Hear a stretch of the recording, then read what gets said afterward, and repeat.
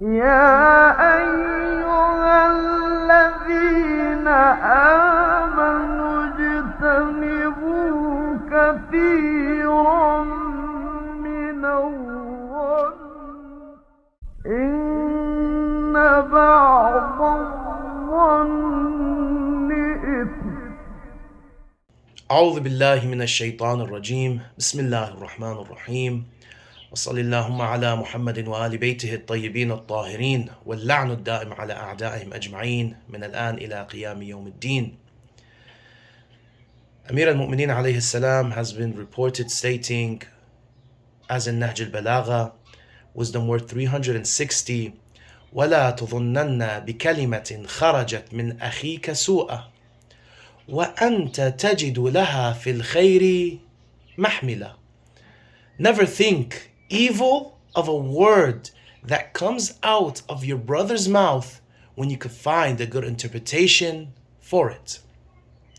Now, of course, this narration is also available or has been narrated by Sheikh al-Kulaini and Sheikh al-Saduq in his book Amali, al-Amali al-Majalis, also narrate this saying from Amir al-Mu'mineen alayhi salam. Anyhow, this short wisdom, so simple yet so profound, can change the way we deal with people, the way we think, and the way we build trust in our communities. So we want to dive into what this means. Why does Islam or Islamic view, why do the teachings of Ahlul Bayt alayhim salam strongly warn us against suspicion? And how practicing husn al-dhan, thinking well of others, can transform our lives. Of course, this saying, like other sayings of Ahlul Bayt alayhim salam, has a Quranic foundation. The teachings of Ahlul Bayt alayhim salam can always return or always go back to the basis of the Quran. Allah subhanahu wa ta'ala states and sets the foundation in Surah Al-Hujurat, where He states, or Allah subhanahu wa ta'ala states in verse 12, يَا أَيُّهَا الَّذِينَ آمَنُوا اجْتَنِبُوا كَثِيرًا مِنَ الظَّنِّ إِنَّ بَعْضَ الظَّنِّ إِثْمٌ. O you who believe, avoid much suspicion. Indeed, some suspicion is sin. Now, of course, notice the wording, avoid much suspicion. كَثِيرًا مِنَ الظَّنِّ. Because most suspicion between people are negative, destructive, and baseless. Allah then tells us some of these suspicion are a sin. Why? Because suspicion doesn't just stay in mind. Suspicion leads to gossip. Gossip leads to spying. Spying leads to broken relationships and sometimes even violence. And one can touch this meaning with the verse that comes after this verse. So what I meant to say is that's why in some verses, that's why in the same verse, Allah subhanahu wa ta'ala immediately adds, and do not spy nor backbite each other. It can be, indicated. This is just an assumption, of course, without that 100% certainty. You could feel it from the verse. So suspicion is the first spark in a dangerous chain of reaction. When going back to the teachings of Ahlul Bayt alayhim salam, they were very strict on this. Sheikh al-Kulaini has a chapter in Al-Kafi dedicated to this topic, bad or negative suspicions towards the believers. First narration available is a narration on behalf of or on the authority of Imam Sadiq alayhi salam, where he states, if a believer accuses his brother, faith dissolves from his heart like salt dissolves in water. Just think of this picture. Think about this example. Salt and water doesn't take long. It disappears. Just move it a little bit and it goes away. That's how dangerous suspicion is for our faith. In another narration, whoever accuses his brother in religion, there is no sacred bond left between them. Faith is not only between you and Allah. It's not only between us and Allah subhanahu wa ta'ala.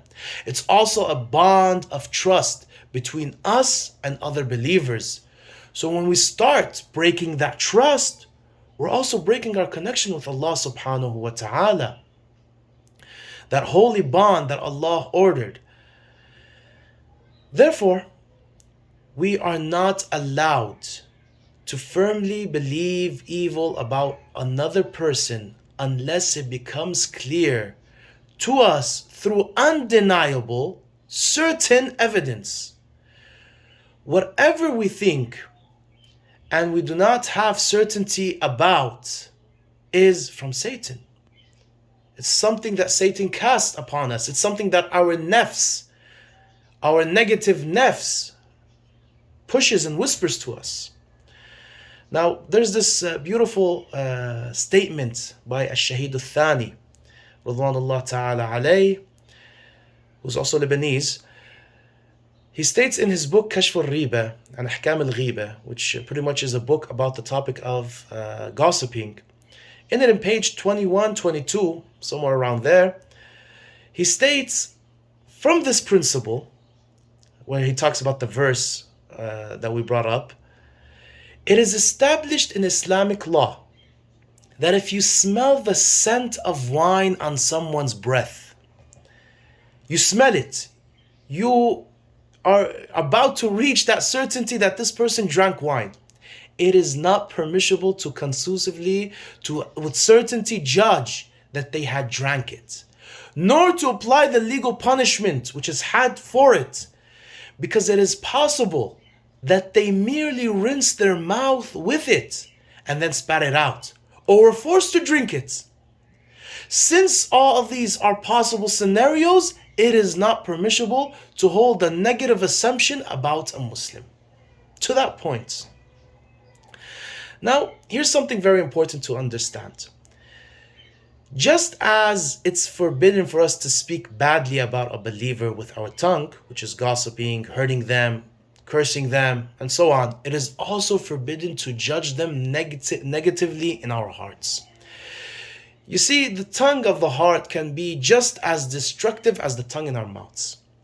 When my heart decides that my brother must be guilty, that he must be corrupt, that he must have evil intentions without certainty, without proof, then I've fallen into the very sin that the Quran has warned us against, that the sayings of Ahlul Bayt alayhim salam have warned us against. But there's a difference we have to make here. Passing thoughts, whispers, fleeting doubts, these are excused. They come and go, and we're not accountable for them. The sin begins when the heart forms a conviction, when it settles on a judgment and starts treating that assumption as a reality. So the command of Allah is not to give life to those whispers. Don't let them grow roots in our hearts. Don't let them change the way we treat our brothers and sisters. And that's when suspicion turns into injustice. That's when it becomes negative. Now you might be wondering, how can I tell the difference between a sinful negative assumption and just a passing thought that crossed my mind? The scholars and narrations give us a very practical test. Look into your heart. If a thought comes to you about your brother or sister, but your heart remains neutral, you don't change your behavior, you don't feel differently towards them, then that was just a passing whisper. It's excused and you can let it go.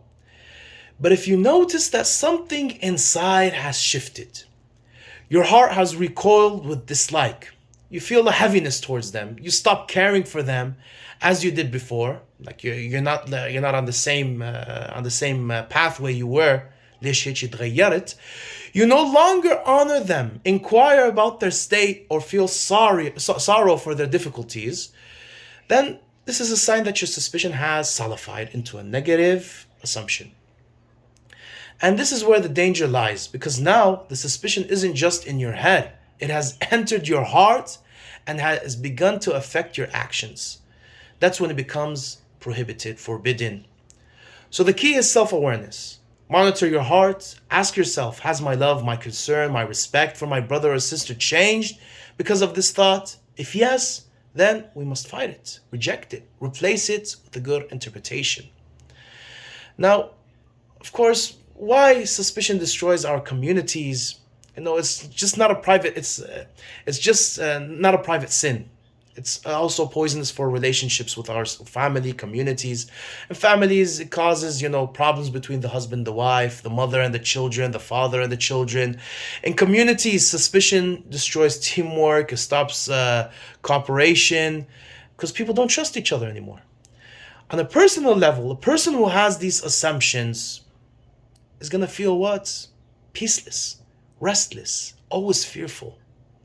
So pretty much suspicion creates isolation. You lose friends, you lose community. It causes toxic environments, and you lose your own peace of mind. And eventually, as the narration we mentioned on behalf of Imam Sadiq alayhi salam, you lose your connection with Allah subhanahu wa ta'ala. Now, some people might say, but if I always think of good of people, I'll be naive, I'll get tricked. It's not like that. Islam makes an important distinction. With general people in a corrupt society, yes, you need to be cautious in your actions. But with believers, the default is always to interpretate their words and actions in the best possible way, as the narration of Amir al-Mu'minin alayhi salam says. Do not think of evil of a word from him when you could find a good interpretation for it. That doesn't mean you leave your money with anyone without safety or you ignore real evidence. It means that in day-to-day life, when something can be taken positively or negatively from a believer, you choose the positive. This is not a weakness, it's a strength, because it takes strength to control this suspicion and give others the benefit of the doubt. So, how can we practice this in our life? How can we practice these good assumptions, or, driving away these bad assumptions? Catch the thought. When a negative suspicion pops up in your mind, remind yourself, this is from shaitan. Don't let it grow. Look for excuses, as the narrations put forward.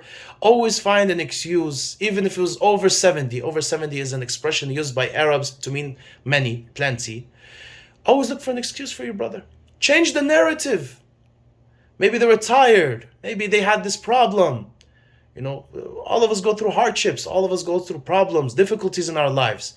We're not always, on that straight line. And do the opposite of what you might think he might be doing. Pray for them. And sometimes, just talking to them also helps out. Like trying to understand more, but, in a political way. So, my brothers and sisters, suspicion is not a small thing. It melts faith, it dissolves faith, it destroys communities, and it robs us of our peace. On the Day of Judgment, imagine meeting Allah subhanahu wa ta'ala with a heart clean of hatred, free of suspicion, and full of trust for our fellow believers. That is real success. That's a win. Yes, people might call us naive, but better to be called naive in this world than to meet Allah subhanahu wa ta'ala in the hereafter with the poisoned heart of suspicion. So we ask Allah subhanahu wa ta'ala to aid us in living, truly living, with the words of Amir al-Mu'minin alayhi salam. Never think evil of a word from your brother when you can find a good interpretation for it. Because that's just not good manners, that's faith in itself. Thank you guys for watching and joining us. And remember, the way you think of others reflects the purity of your own heart. Until next time, Assalamu alaikum wa rahmatullahi wa barakatuh.